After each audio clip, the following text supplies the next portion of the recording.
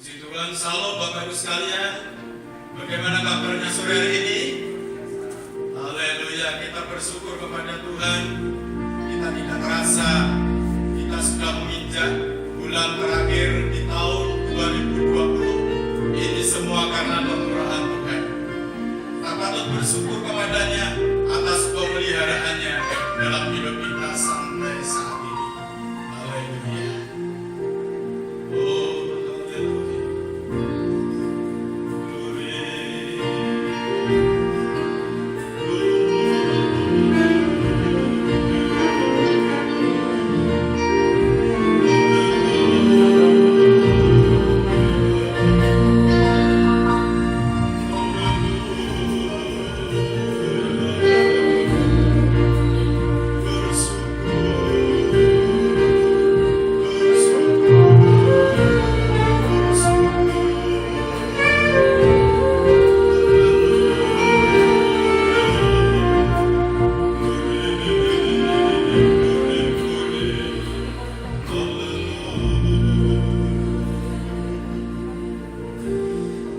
Segala puji, hormat, kemuliaan, kebesaran, keagungan kami persembahkan kepada Bapa di surga. Bapa yang kami tinggikan di dalam nama Tuhan Yesus Kristus, Gembala kami yang baik. Sore hari ini Tuhan kami naikkan puji syukur kehadirat Tuhan, karena kemurahan Tuhan. Tuhan masih beri kesempatan kami sore hari ini untuk kami boleh datang memuji menyembah-Mu ya Bapa. Kami mohon kemurahan sore hari ini, mohon Roh Kudus mengurapi setiap hamba-Hamba yang melayani, baik hamba yang menyampaikan firman Tuhan, yang melayani musik Tuhan, pakai hamba-Hamba-Mu Tuhan, untuk menjadi saluran berkat bagi kami sore hari ini. Terima kasih, mohon Roh Kudus pimpin ibadah ini dari awal hingga jumpa tamatnya. Terpuji-puji nama kekal selamanya. Kami percaya Engkau ada di tengah-tengah kami sore hari ini. Terima kasih Tuhan. Kami mulai ibadah sore hari ini di dalam nama Tuhan Yesus Kristus. Haleluya.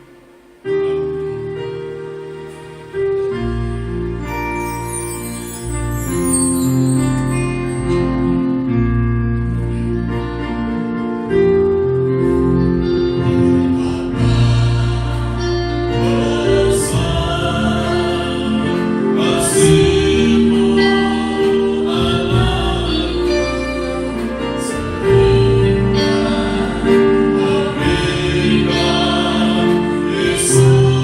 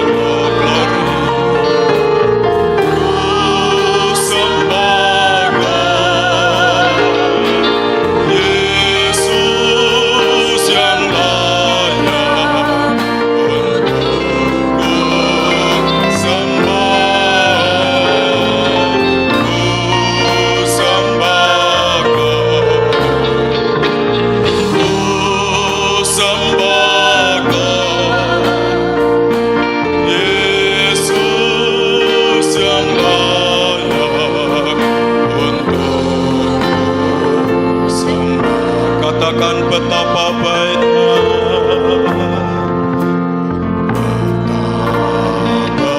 Besar kasih-Mu Allahku,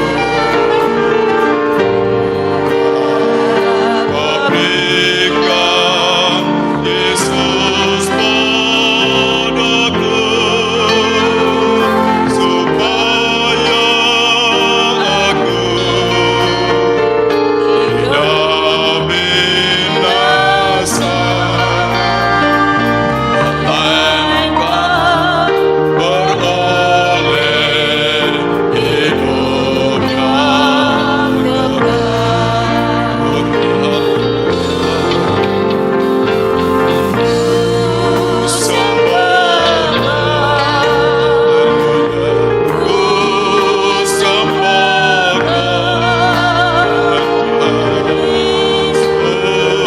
yang layak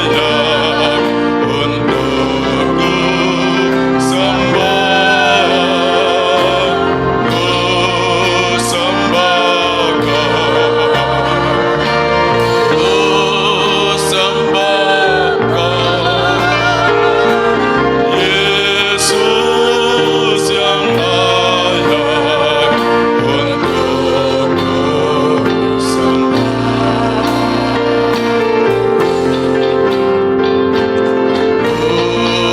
sembah, glory, haleluya, sembah Yesus yang layak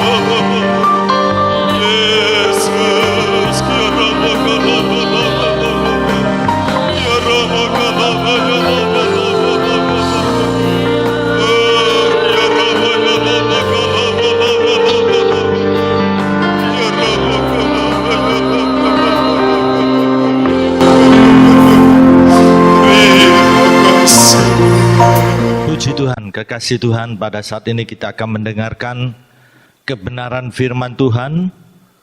Firman Tuhan itu kekal adanya. Langit dan bumi akan lenyap. Kita sudah melihat bagaimana langit dan bumi yang megah ciptaan Tuhan ini pun akan berlalu, tetapi firman Tuhan kekal adanya. Mari kita berdoa. Bapa Surgawi, pada saat ini Tuhan, kami mengucapkan syukur kesempatan yang Tuhan berikan kepada kami, di mana kami bisa belajar bersama-sama, merenungkan, dan kami mau Tuhan melakukan kebenaran firman Tuhan dalam hidup kami. Dan kami percaya Tuhan, sebagaimana di dalam Amsal pasal 4 ayat 22, kalau kami menyimpan firman Tuhan itu dalam lubuk hati kami yang paling dalam, maka itu menjadi kehidupan bagi kami yang bisa mendapat apa yang Tuhan mau kerjakan, dan juga bahkan menjadi kesembuhan bagi tubuh jasmani kami. Terpujilah Bapa, Putra, dan Roh Kudus, dalam nama Tuhan Yesus Kristus. Amin. Kekasih Tuhan, saat ini kita akan belajar bersama-sama kebenaran firman Tuhan, Christmas, Grace and Covid. Mari kita membaca di dalam Injil Lukas pasal 2 ayat 52. Injil Lukas pasal 2 ayat 52. Demikianlah firman Tuhan. Dan Yesus makin bertambah besar dan bertambah hikmatnya dan besarnya, dan makin dikasihi oleh Allah dan manusia. Puji Tuhan. Kekasih Tuhan, di sini yang menulis tentang Yesus semakin bertambah besar dan hikmatnya, dan dikatakan dikasihi Allah dan manusia. Ini hanya tertulis di dalam Injil Lukas.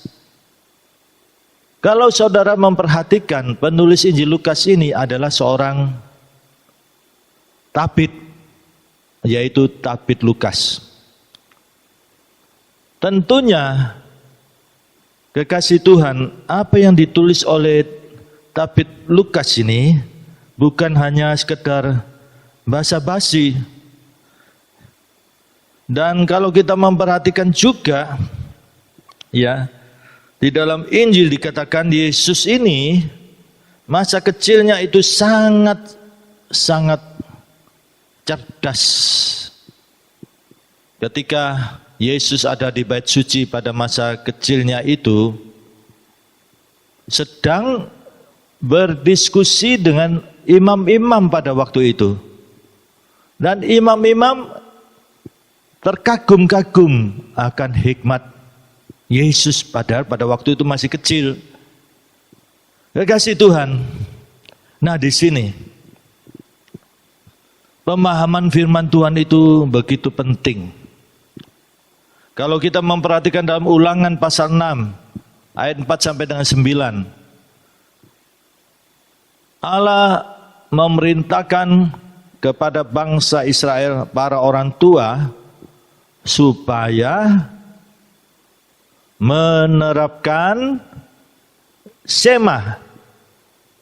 Sema di sini ini diajarkan kepada anak-anak Israel supaya mereka mendengar kepada para orang tua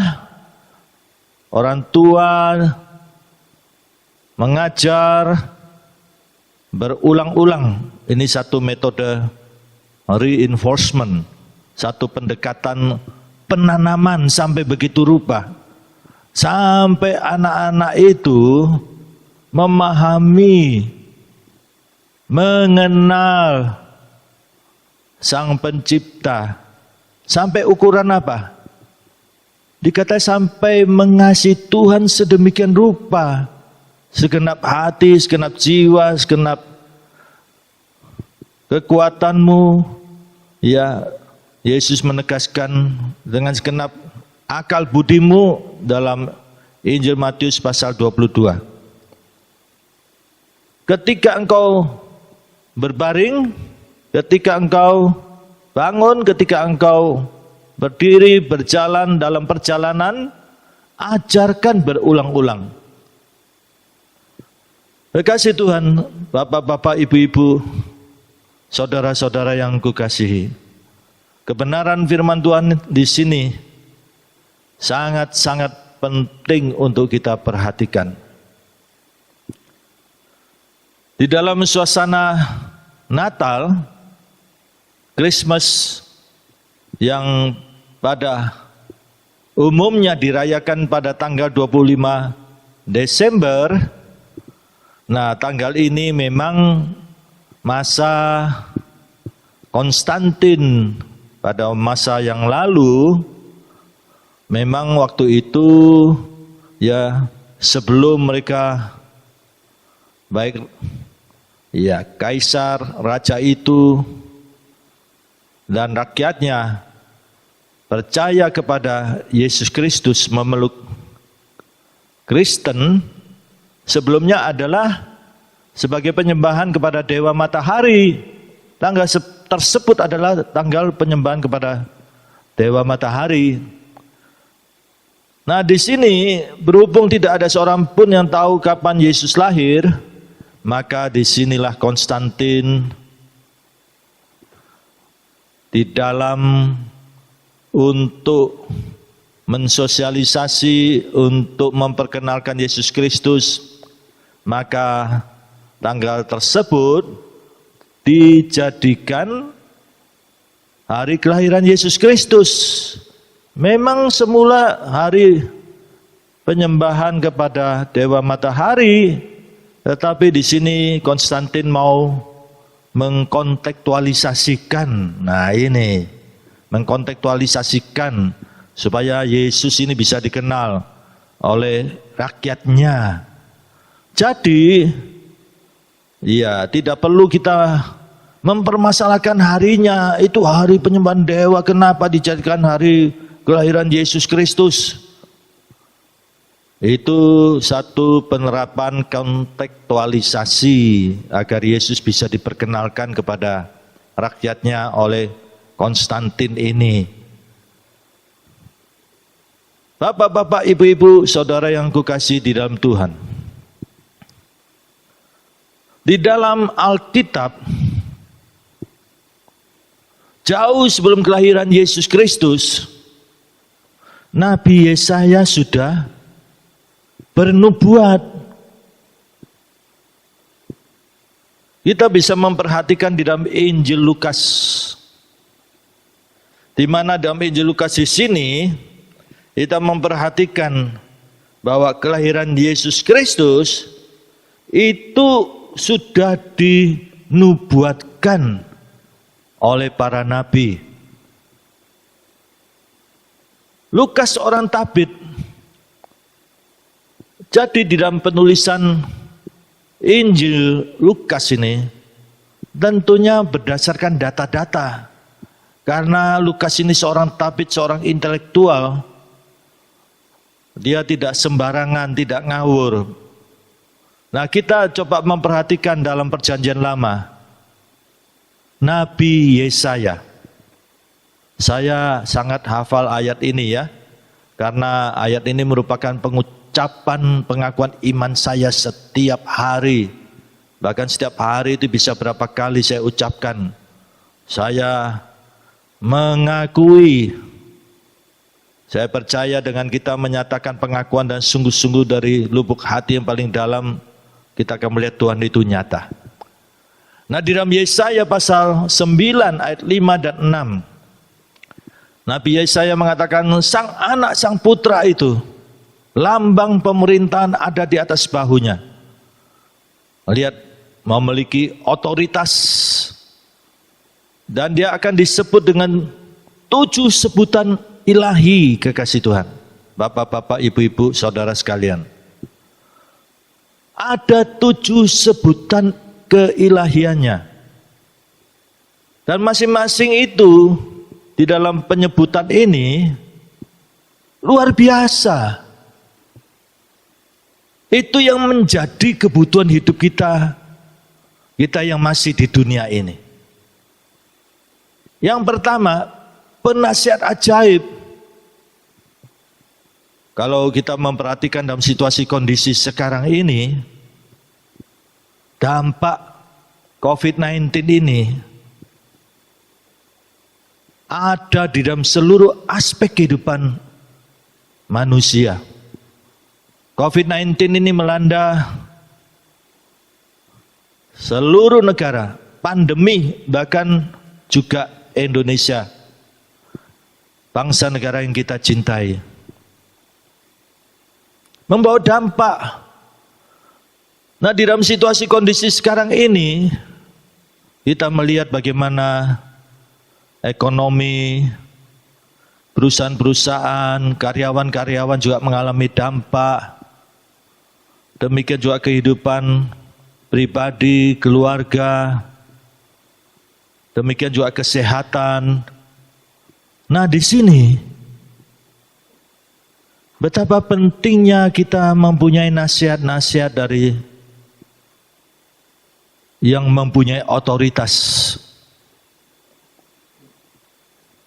Nabi Yesaya mengatakan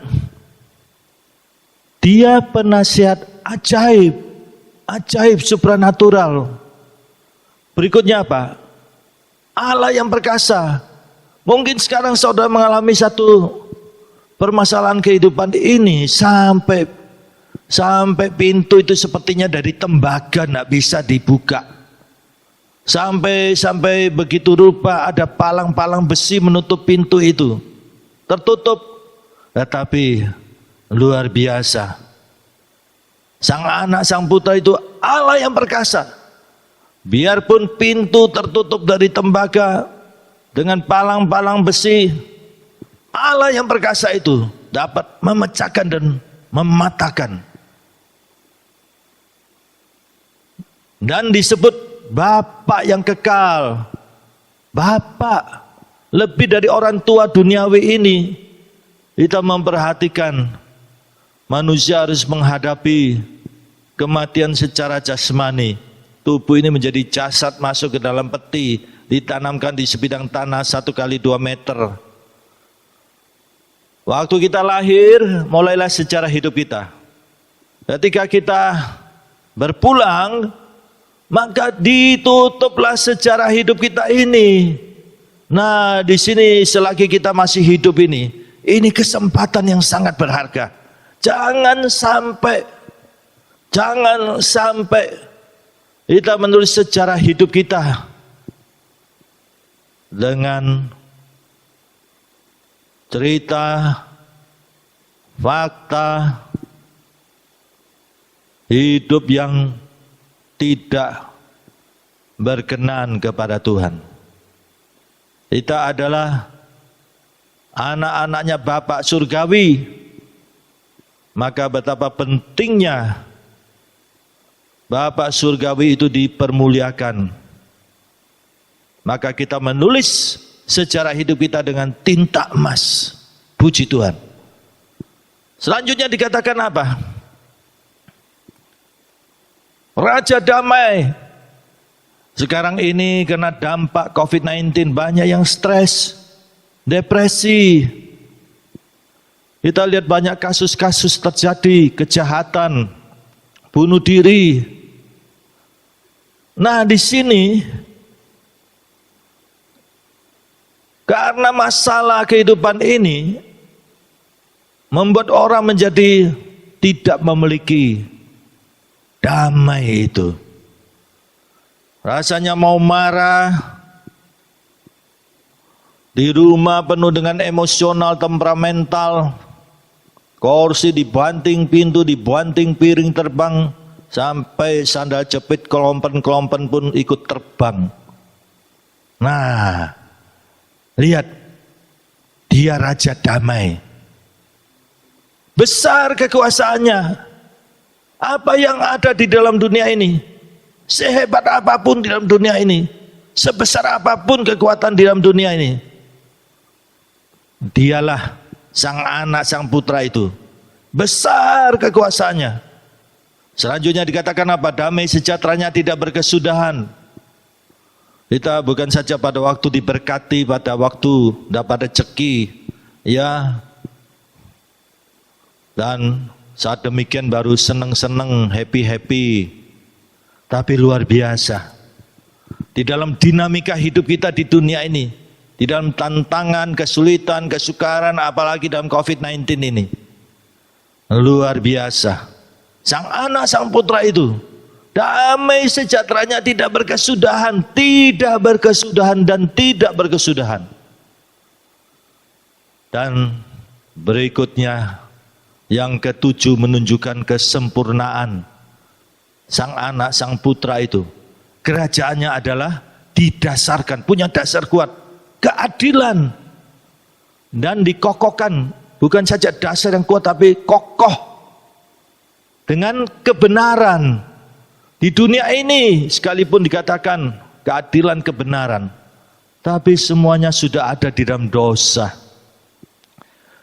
Yesaya mengatakan apa? Di dalam Yesaya pasal 64. Kebenaran manusia itu seperti kain lara. Manusia sudah ada di dalam dosa. Kalau kita melihat satu dengan lainnya lagi bertengkar, lagi konflik, lihat, saya yang benar, kamu yang salah. Yang satu mengatakan, saya yang benar, kamu yang salah. Apa sih kebenaran manusia? Seperti kain lara. Lihat sang anak, sang putra itu. kerajaannya, pemerintahannya didasarkan keadilan dan dikokohkan dengan kebenaran. Bahkan ditegaskan dari sekarang, bukan janji-janji saja, dari sekarang sampai selama-lamanya. Dan ditegaskan kecemburuan Sang Pencipta itu, kecemburuan Allah akan melaksanakan. Kecemburuan di sini kena bahasa manusia maupun bahasa aslinya dalam bahasa Ibrani, bahasa manusia terbatas. Kata yang ada ya kecemburuan. Kecemburuan di sini bukan cemburunya orang pacaran suami istri, bukan. Di sini adalah kedaulatan Tuhan. Kedaulatan Tuhan akan melaksanakan. Puji Tuhan. Kita lihat di dalam Injil Matius. Dalam Injil Matius kita lihat nubuatan ini digenapi. Matius pasal 1. Dan ini jelas penggenapan. Karena Nabi Yesaya memberikan tanda yang Tuhan tunjukkan, Allah tunjukkan. Seorang perempuan muda, seorang perawan akan melahirkan seorang anak laki-laki dan dia disebut Immanuel. Nah, Immanuel di sini bukan berarti kemudian harus dengan nama Immanuel. Immanuel di sini satu penjelasan, satu penegasan bahwa Mesias yang dijanjikan itu adalah Allah itu sendiri yang datang ke dunia menyertai manusia. Kita lihat digenapi di dalam Injil Matius pasal 1. Kita membaca ayat 21 sampai dengan ayat 23. Demikian firman Tuhan. Ia akan melahirkan anak laki-laki dan engkau menamakan dia Yesus, karena dialah yang akan menyelamatkan umatnya dari dosa mereka. Hal itu terjadi supaya genaplah yang difirmankan Tuhan oleh Nabi. Sesungguhnya anak darah itu akan mengandung dan melahirkan seorang anak laki-laki, dan mereka akan menamakan dia Immanuel. Nah, di sini diberi penjelasan yang berarti Allah menyertai kita. Dalam penggenapannya diberi nama Yesus. Kalau saudara memperhatikan arti kata Yesus, nama Yesus ini saudara, sebelum pembuangan bangsa Israel ke Babel dari kata Yehosua. Kemudian sesudah pembuangan berkembang menjadi Yesua. Dan pada masa kelahiran Yesus Kristus itu, kita lihat dalam penguasaan Yunani, di dalam filsafat pemikiran Yunani, nama ini berkembang menjadi Yesus, I-E-S-O-U-S. Dalam lidah kita, lidah bahasa Indonesia, Yesus. Dari kata Yehosua. Yehosua ini dibangun dari dua kata, Yahweh, Yasa. Yahweh itu satu penyebutan kepada Sang Pencipta itu, yang menyatakan dia yang telah ada, yang kekal. Nama ini sakral, tidak boleh sembarangan diucapkan, sehingga bangsa Israel menyebut Adonai. Suatu nama kehormatan diberikan kepada seseorang yang berkaitan keilahian. Dalam bahasa Yunani, Kurios. Dalam bahasa Indonesia, Tuhan. Nah, di sini kekasih Tuhan, Sang Pencipta itu Yahweh Yasa. Yasa menyelamatkan. Jelaslah sebagaimana penggenapannya dalam Injil Matius. Lihat, dikatakan dialah yang akan menyelamatkan umatnya dari dosa mereka. Puji Tuhan. Kasih Tuhan, kita semua manusia di dalam dosa. Dosa itu membawa maut. Ada 3 bentuk maut. Maut yang pertama, hubungan kita dengan Sang Pencipta terputus karena dosa itu. Maut yang kedua, kita harus mengalami kematian jasmani ini. Maut ketiga adalah kita harus mengalami kematian selama-lamanya di lautan api neraka, siksaan selama-lamanya. Nah, ini jangan sampai terjadi. Manusia di dalam kegelapan tidak mempunyai pengharapan. Perbuatan baik tidak bisa menyelamatkan. Dosa adalah dosa. Puji Tuhan, Yesus Kristus datang. Sang anak, sang putra itu, siapa yang patut sebagai penggenapannya? Lihat dari sejak Adam dan Hawa sampai sekarang, sampai kita. Kita memperhatikan tokoh demi tokoh. Siapakah yang sepatutnya sebagai penggenapan nubuatan Nabi Yesaya ini? Pastilah saudara, dengan kita melihat kelahiran Yesus Kristus, dirayakan dunia internasional, maka nubuatan itu adalah Yesus Kristus. Sekali lagi, Yesus Kristus. Yesus datang dengan karya yang agung di kayu salib. Dia menanggung segala dosa, sakit, penyakit, dan kelemahan kita. Puji Tuhan, kita yang beriman kepada Yesus Kristus, kita menerima Yesus yang adalah Tuhan dan Juru Selamat kita. Maka oleh anugerah Tuhan, anugerah di sini kita yang tidak layak dilayakkan, kita mendapat jaminan keselamatan di dalam Yesus Kristus. Yesus mati menebus kita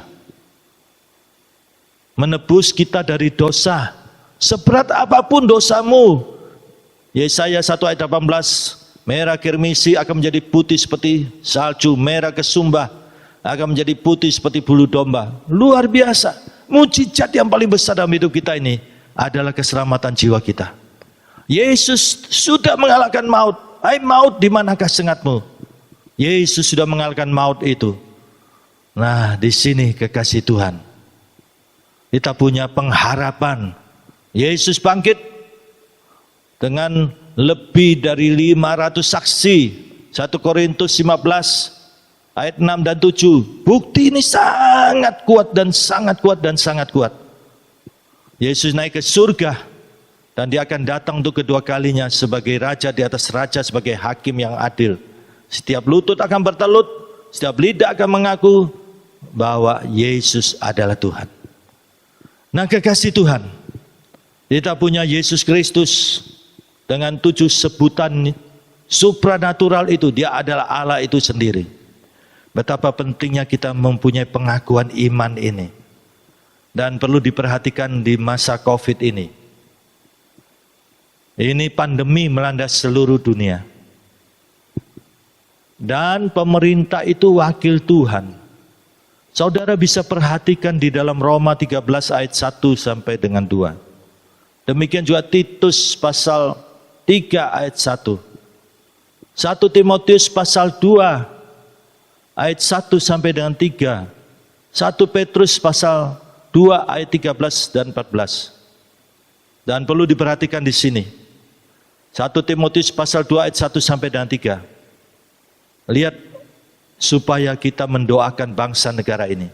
Di dalam permohonan, dalam doa syafaat, dalam ucapan syukur. Itu yang berkenan, yang baik di hadapan Tuhan.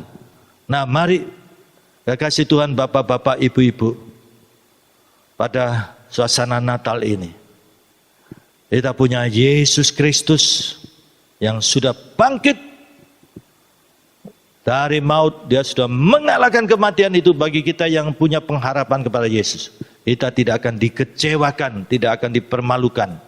Mari dalam dinamika hidup kita sekarang ini, kita harus mempunyai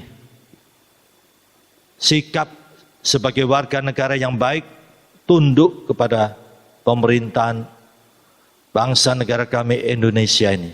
Karena firman Tuhan katakan itu yang baik dan yang berkenan kepada Tuhan. Dan kita menerapkan protokol kesehatan.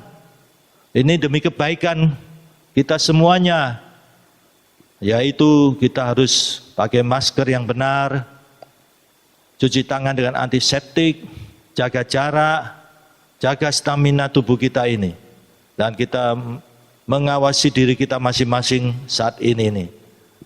Supaya kita juga menunjukkan kasih kita kepada sesama. Jangan sampai kita sembarangan kemudian kita justru membawa virus ini. Dijauhkan kiranya.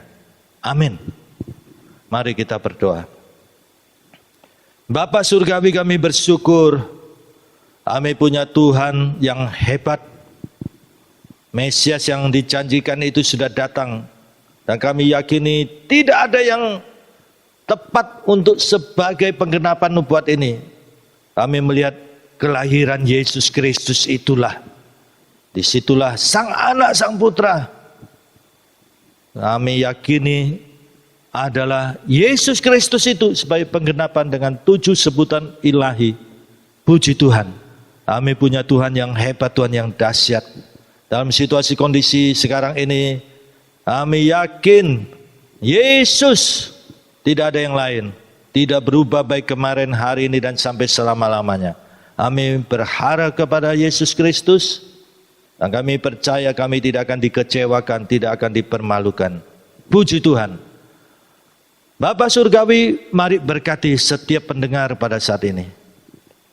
Dalam nama Tuhan Yesus Kristus, yang saat ini mengalami pergumulan ekonomi, pekerjaan, usahanya, kesehatan keluarganya, kami berseru dalam nama Tuhan Yesus Kristus. Dalam nama Tuhan Yesus Kristus, Tuhan jamah setiap pribadi pada saat ini. Tuhan Yesus tidak berubah baik kemarin, hari ini, dan sampai selamanya. Kami yakin Tuhan nama di atas segala nama, yang ada di langit, di atas bumi, di bawah bumi, takluk kepada nama Yesus Kristus. Tangan Tuhan yang berloban di kayu salib menjamah setiap pribadi. Puji Tuhan. Berkati bangsa negara kami Indonesia. Kami percaya hati Tuhan penuh belas kasihan. Tuhan berdaulat. Kami memohon Tuhan supaya wabah ini bisa teratasi dan umat-Mu bisa beribadah kembali. Puji Tuhan, Indonesia diberkati Tuhan. Kasih karunia Bapa surgawi, kasih Tuhan Yesus dan persekutuan Roh Kudus menyertai saudara mulai sekarang ini sampai selama-lamanya. Puji Tuhan, dalam nama Tuhan Yesus Kristus. Amin. Puji Tuhan, Tuhan memberkati.